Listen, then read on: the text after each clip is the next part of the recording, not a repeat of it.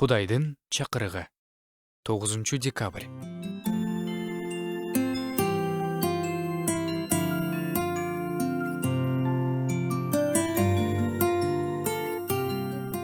Закай аттуу бою кичинекей Ыйса менен жолугушууну издеген салык чыйноочу эсиңердеби? Закай деген ат жакшы, таза, адилеттүү дегенди билдирген ат болгон.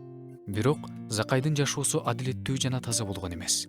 Ал Кудайдын алдында таза эмес, адилетсиз жашоо менен жашаган. Өзүнүн күнөөкөр жашоосунан тажаган ал Ыйса менен жолугушууну каалаган. Жүрөгү менен Ыйсаны издеп турганы менен Ыйса менен жолугушуу канчалык деңгээлде анын жашоосун өзгөртөөрүн элестете да алган эмес болуш керек. Ал жөн эле сыртынан көрүп коеюнчу, Ыйса кандай неме болду экен деген эмес.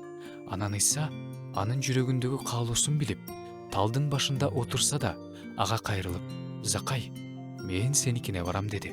Ошончо элдин арасынан Закайдын дүкүлдөп согуп турган жүрөгүн Ыйса уга алды.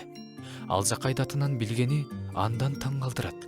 Закай секирип түшүп, сүйүнгөн бойдон Ыйсаны шакирттери менен чогуу үйүнө алып барды.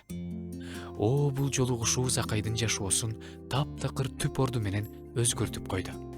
Адамдардын оюна карабай, Ыйса күнөөкөр салык чыйноочунун үйүнө барды. Сенин жүрөгүң кандай? Жүрөгүң Ыйса менен жолугушууну каалайбы?